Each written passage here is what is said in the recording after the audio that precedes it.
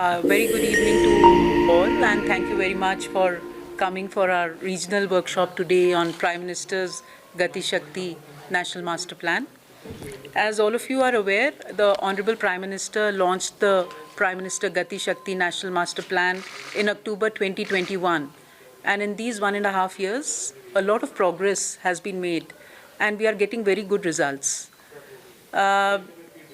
As you are aware, this is a data-based GIS system, which is to be used for holistic planning, multimodal connectivity infrastructure, and for bringing logistics efficiency in the country, using objective data for decision-making.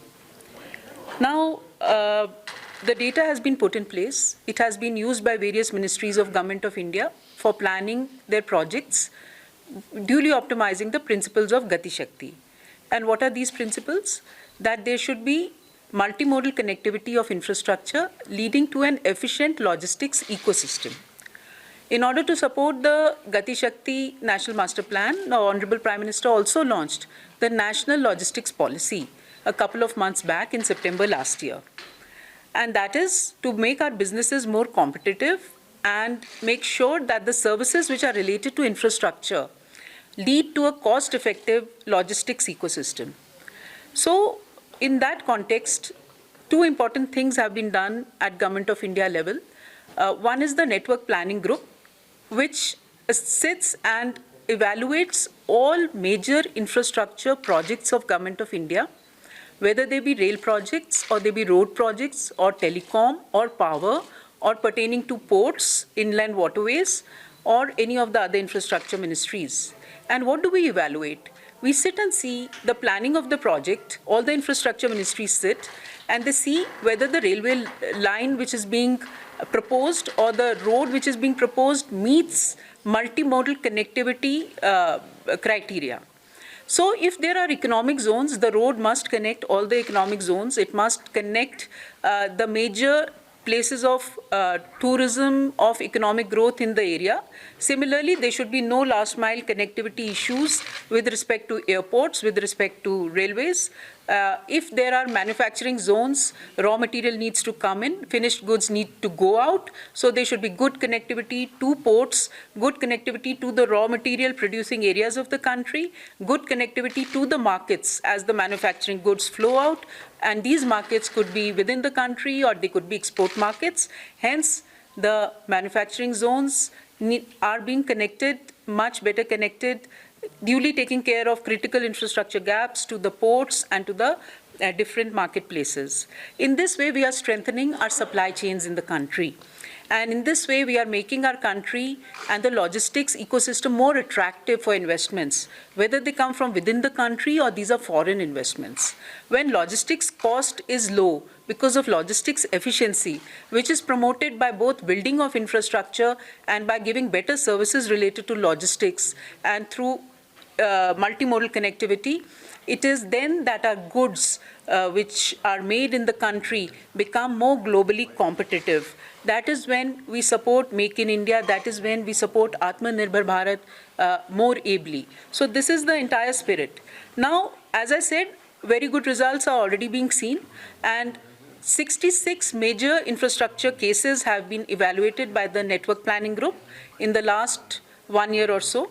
These 66 cases are valued at about 5 lakh rupees, and these are all cases where planning has been done on the Gati Shakti National Master Plan, duly promoting multimodal connectivity, duly promoting any connectivity, bridging the connectivity gaps to the various infrastructure projects. So this has been done by Government of India. We wanted to share these cases with the states. We want to encourage more usage of the Gati Shakti concept by the states, by the union territories. And in this context, we've already had 2 workshops, and this is the 3rd workshop. With this workshop, we would have covered about 15 states of the country and about 8 union territories. And we are seeing very encouraging results from the states as well.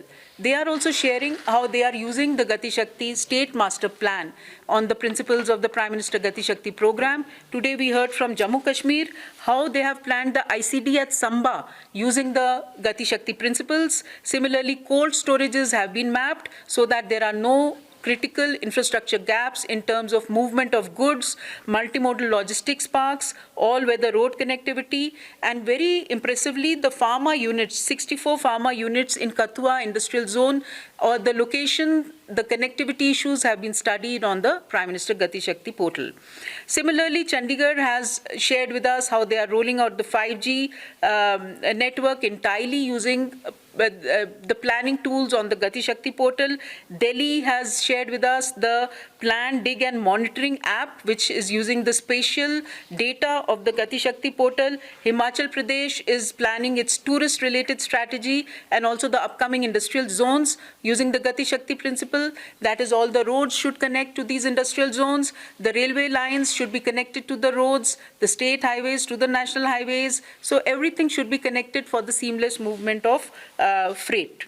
Uttarakhand has shared with us how they are planning all their projects of 25 crore and above using the Gati Shakti principles. Rajasthan is planning transport zones, warehousing, location of warehousing zones, and it is also attracting private investment. They have prepared projects to attract private investment in infrastructure projects related to logistics. Punjab has shared with us how it has mapped the black spots where there is traffic hazard on the master plan so that they can bring improvement to infrastructure at these points. So in these various ways, different states have shared their experiences. Ladakh has also, we have seen a case in the morning where Morth has told us how they have planned all weather connectivity to areas of Ladakh. So all this has been discussed and we have learned from each other.